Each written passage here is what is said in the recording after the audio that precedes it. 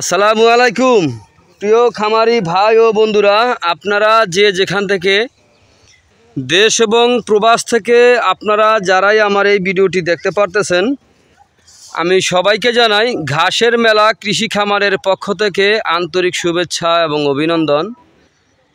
এই যে আমার সামনে যে ঘাসটা আপনারা দেখতে পারতেছেন, এই ঘাসটার নাম হচ্ছে জারা ওয়ান হাইব্রিড ঘাস।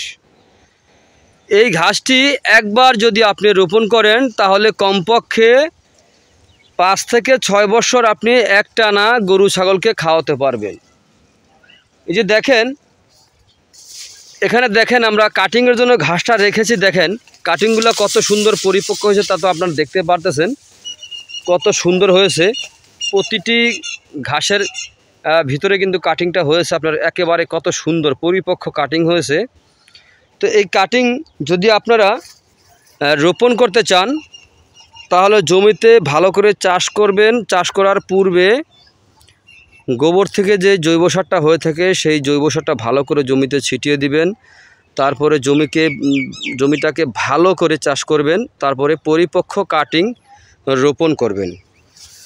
পরিপক্ক কাটিং রোপণ করলে আপনি প্রথম রোপণ করার 1.5 থেকে 2 মাস যায় না, 1.5 মাসের মধ্যে আপনি এই ঘাসটি কেটে গরু ছাগলকে খাওয়াতে পারবেন। কিন্তু এই ঘাসটি কিন্তু আপনার গরুর জন্য পারফেক্ট, কিন্তু এই ঘাসটা কিন্তু ছাগলে খুব কম খায়। আর ছাগলের জন্য যদি কাটিং রোপণ করতে চান, ওই ক্ষেত্রে আপনার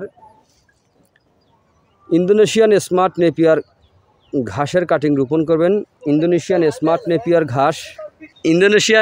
নেপিয়ার ঘাস হচ্ছে আপনার ছাগলের জন্য, আর জারা ওয়ান হাইব্রিড হচ্ছে আপনার গরুর জন্য। তো আপনারা যদি এই জারা ওয়ান হাইব্রিড ঘাস অথবা ইন্দোনেশিয়ান স্মার্ট নেপিয়ার ঘাস, অজানা হাইব্রিড ঘাস, জার্মান হোয়াইট হাইব্রিড ঘাস, হাইব্রিড জাতের সকল প্রকার ঘাসের কাটিং আমাদের কাছে পাবেন। যদি কাটিং আপনারা সংগ্রহ করতে চান তাহলে আমার স্ক্রিনে দেওয়া নাম্বারে আপনারা যোগাযোগ করবেন। তো আপনারা যে যেখান থেকে আমার এই ভিডিওটি দেখতে পারতেছেন, আপনারা সবাই ভালো থাকবেন, সুস্থ থাকবেন। আল্লাহ হাফেজ।